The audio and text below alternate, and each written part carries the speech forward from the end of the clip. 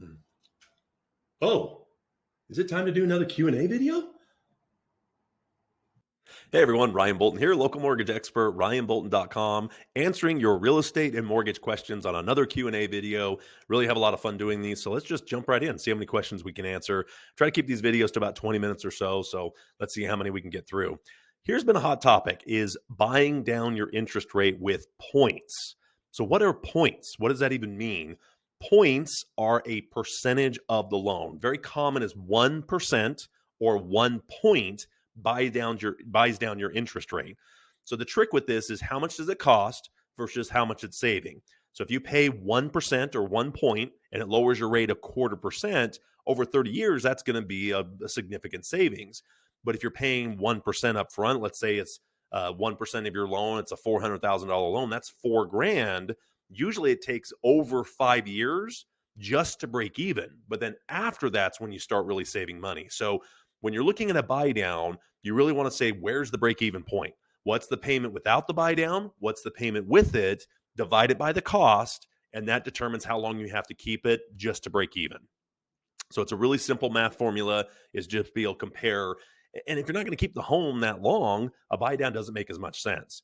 Honestly, I've been telling my clients, you might be better off using that buy down money or the extra money as buying out the mortgage insurance or doing different types of programs, because the money will typically go further buying out the mortgage insurance than it will buying out the interest rate. And everybody's saying, hey, well, you can always just refinance down the road. So if you buy down your interest rate and then you refinance again, you really are just throwing away that buy down money, where the mortgage insurance might be a better way to get rid of it. It's just a little bit more cost effective. So you want to check out that. So if you're looking at a buy down and you're not putting 20% down or more, you might want to talk to your loan officer about what are the options to reduce or even buy out the mortgage insurance with that same 1%, 2% worth of money. You can even buy it down on the mortgage insurance. So you can take that same 1% and just buy it down so the monthly mortgage insurance can be cheaper. So that's really how it works. A point is a percentage of the loan, but it's never just a set amount. It's never exactly 1 point.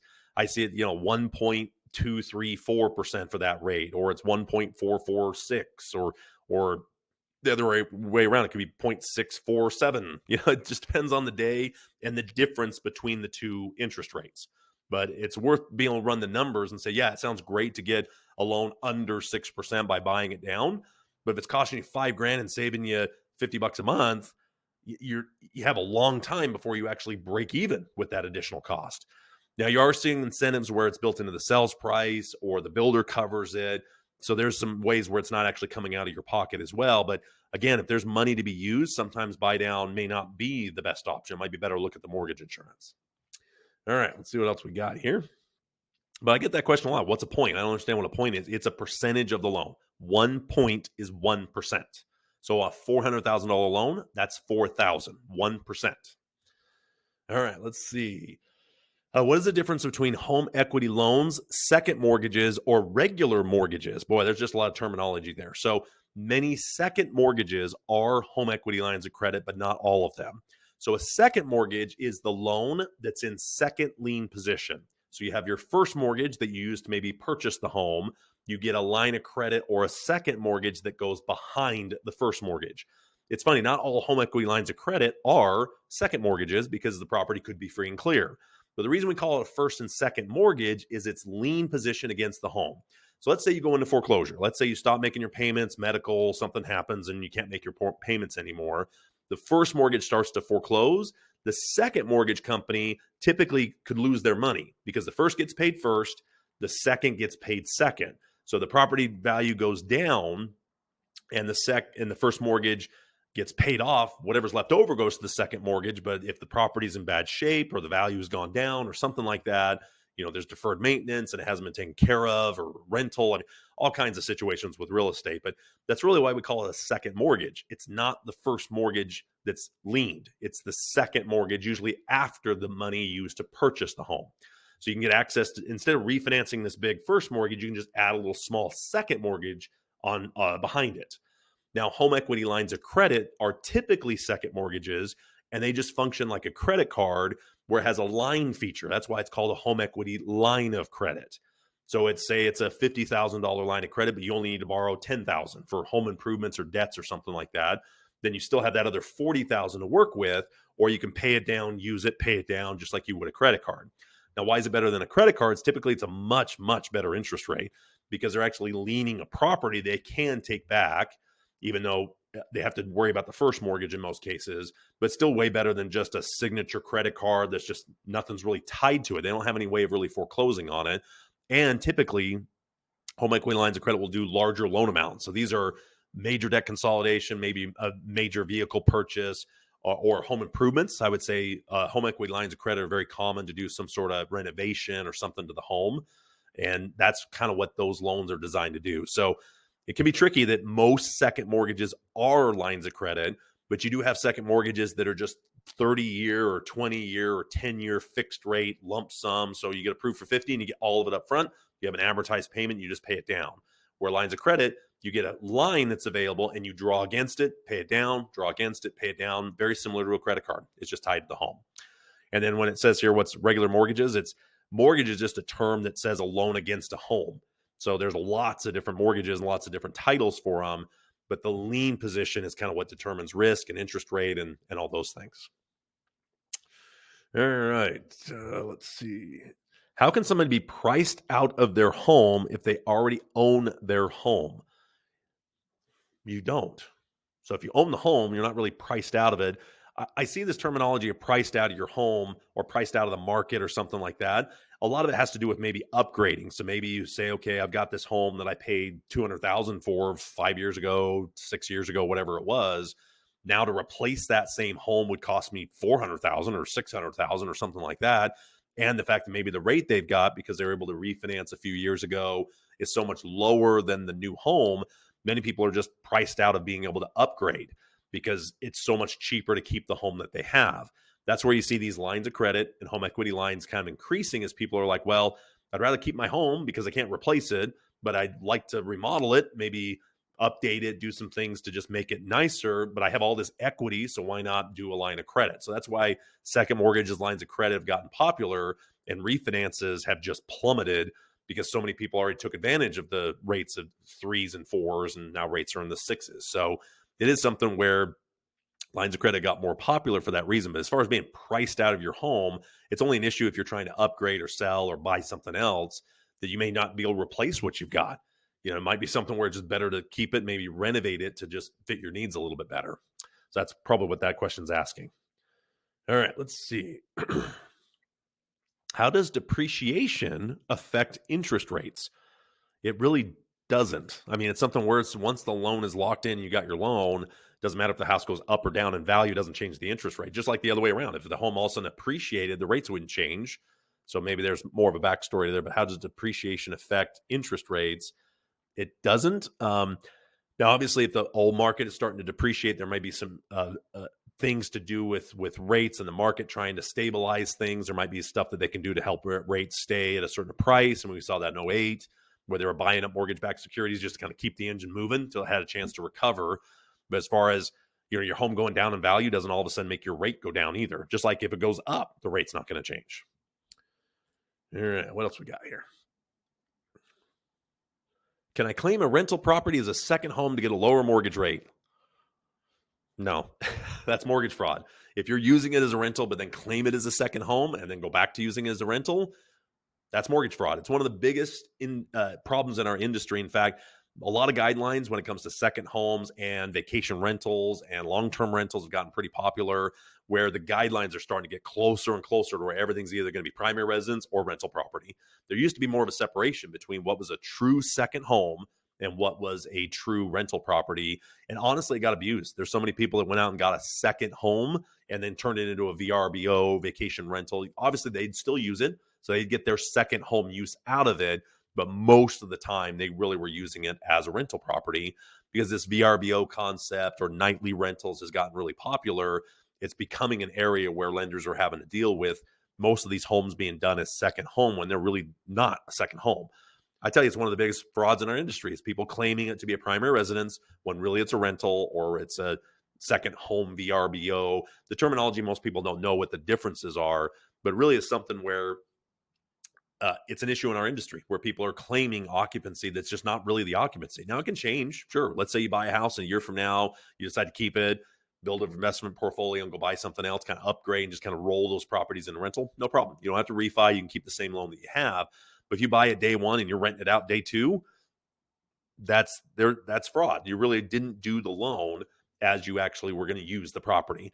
And why is that such a big deal? So why do we care as a lender whether it's a primary residence or a rental property? So let's run through a scenario. Let's say you've got your rental property and you've got your primary residence. You lose your job, or you have a medical situation, or the renters just trash the home. Which payment are you more likely to miss if you run into financial hardship? In most cases, it's going to be the rental. You're going to keep the primary residence. You don't want your kids to lose their house or your wife. It's more of your home. You'll just let the rental go, and they're usually not maintained quite as well as a primary residence. So it's just a different risk model. It's just there's lots of data over years and years and years of doing mortgage loans.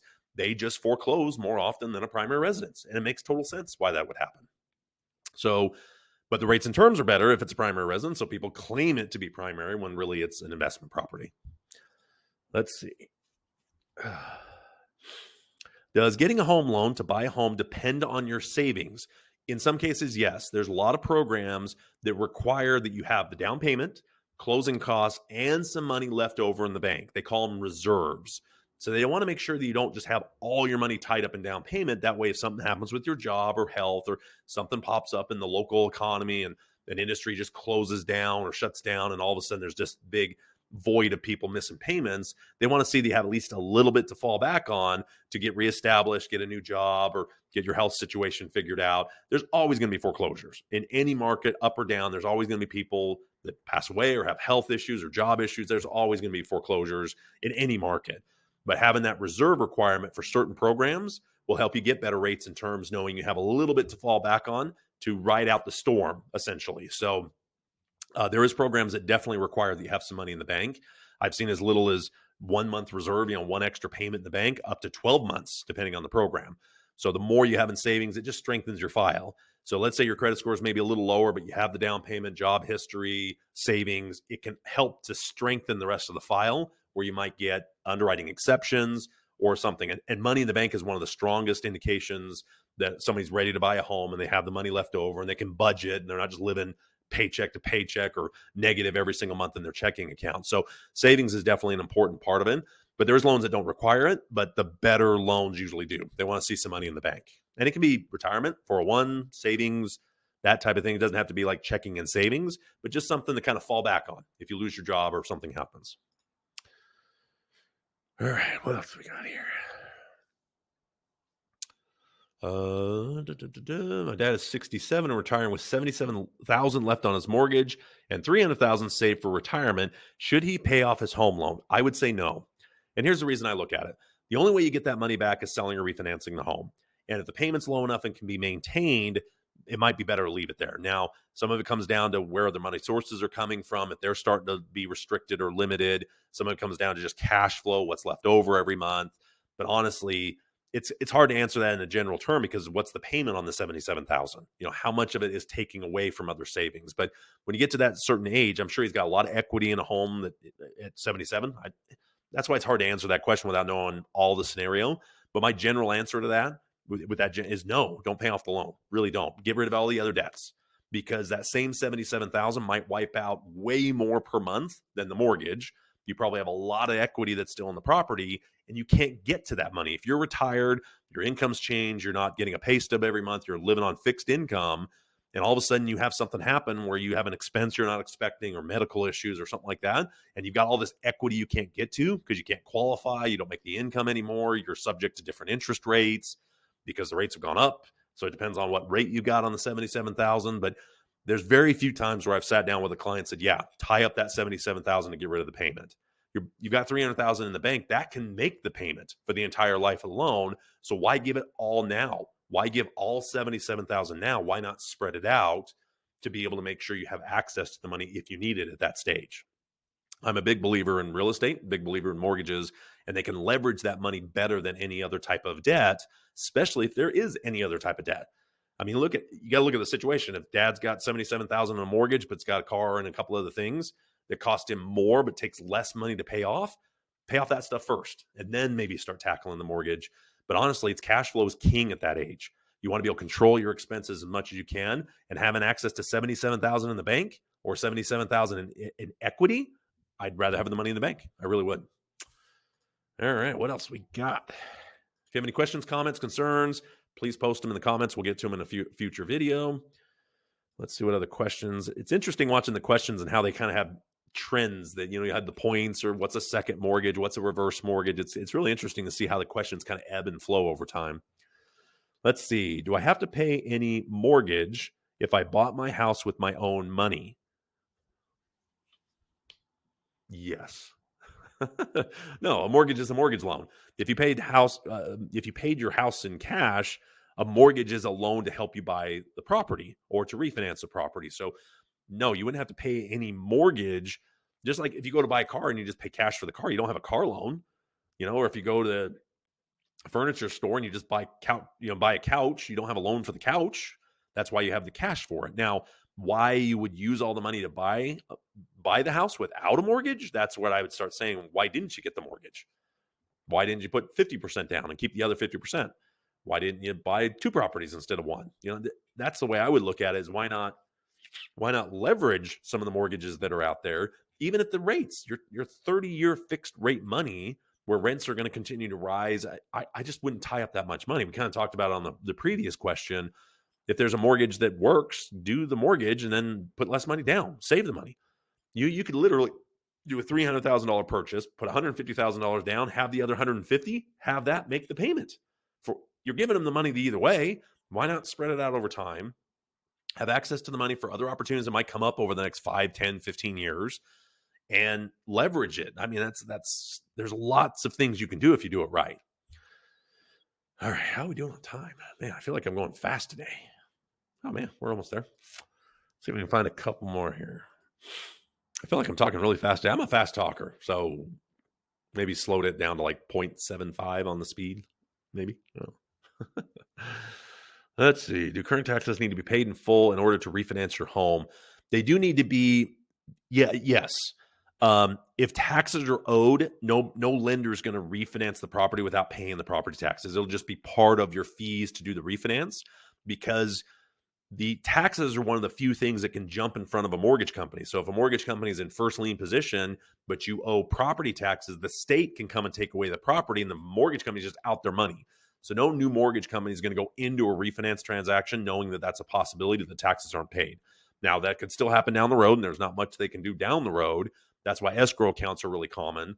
But it is something where the short answer is yes. Taxes, whether it's the property taxes or IRS or any of those types of taxes as well, they'll want to know that as much as possible that those particular things are paid. Let's see. What else do we do? Can you have more than one first mortgage? Yes, but not on the same property. So yes, you can have many first mortgages. They just have to be on separate properties. Otherwise, if you have 2 mortgages on a property, they both can't be a first mortgage. One would be the first one recorded. The second would be the second loan or second mortgage that was recorded afterwards. So a first mortgage is simply a mortgage that was recorded against the property. It's the first lien position. So it's the first one to get paid off if there's a foreclosure or some sort of issue other than taxes. There's certain things that can jump in front of it, but generally speaking, it's the most secure position on a piece of property because you're going to be the first ones paid off in the event of foreclosure. So if you have first, second, third, fourth mortgage, everyone that's behind the first doesn't get paid unless it sells for enough to cover all these other liabilities. So that's why many lenders want to be that first lien position, or what's called a first mortgage. So you can have more than one first mortgage, just not on the same property. You could have a first mortgage on 5 properties because that's the first lien or the first mortgage on each property. But you can't have 2 first mortgages on one property, if that makes sense. Let's see. Time. Ooh, I like to keep them about 20 minutes. See if we can squeeze one more in here. Does opening a bank account affect getting a mortgage? Only if they pull credit or if you do a credit card or something like that. The one downside about opening a new bank account is usually have to put funds in that account, and they have new funds unless you source and season from the previous fund. So if you're in the process of getting a home loan, I wouldn't recommend opening up another bank account or moving your money around. You're better off just kind of leaving everything where it's at, get approved for the loan, get moved in, and then start buying cars or or furniture or other things that use credit or open accounts. But it really depends on the bank. If the bank pulls credit, then that becomes a trigger that can say, okay, did you apply for a new loan that we have to add to your debt ratio? Or if pulling that score lowers your score under a tier, it can affect the mortgage. So really, I don't recommend trying to open up anything. Even utilities, sometimes they'll pull credit. Insurances can be a little different. A lot of times it's a soft pull when it comes to insurance. And obviously the lender's going to know that you're going to be trying to get your homeowner's insurance. So they're going to know it's not really applying for a loan. But whenever we do an application, we do like this tracking that if there's an alert or they pull their credit, it sends its alert and say, hey, for some reason they pulled their credit. And a lot of times it'll be for a car, or I would say the most common one you'll see furniture, where somebody gets excited about buying a house. They go down to the local furniture store and they put it on 90 days same as cash, or 6 months same as cash, or get 10% off the purchase, and suddenly get this credit card to buy furniture or appliances or whatever it is. And now all of a sudden that's a new debt. That's a credit score hit. That can affect the ability to get a loan. It's sad when that actually kills a mortgage and they lose out on the house. Most of the time it just causes headache and pain and paperwork and scrambling to try to meet the closing deadline and stuff like that. So just when you're buying a home, if you're in the process of buying a home, you're renting right now and you want to buy a home, just start saving your pennies. Just get the money into an account. Just let it sit there. And as you work with your loan officer, then you can decide what bills to pay off. But having money in the bank is way better than not. And there's just a lot more flexibility by having the money in the bank, even versus paying off certain debts. The one caveat I have with that is pay down revolving accounts. Try to keep your revolving accounts under 30% of the limit, but not zero. That'll help your credit score. Now, I have people tell me all the time, I use my credit card, pay it off, use it, pay it off. That actually doesn't help your credit as much as keeping it under 30% of its limit. That's where you start seeing some boost to the credit score, because they only see it once a month. They don't see your credit card balance every second of every day. They're not tied to your card like that.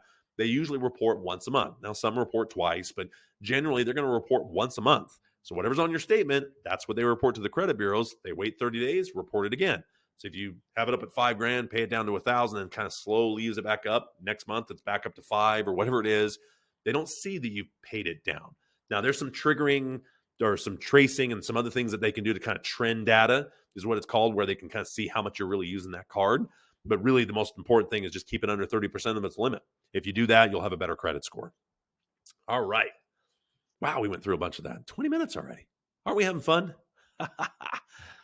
Well, hope you enjoyed the video. Love to help you with your home loan needs. I do lending in Utah and Nevada. You can check out my website at ryanbolton.com. We have a great mobile app that has a free mortgage calculator if you want to use that.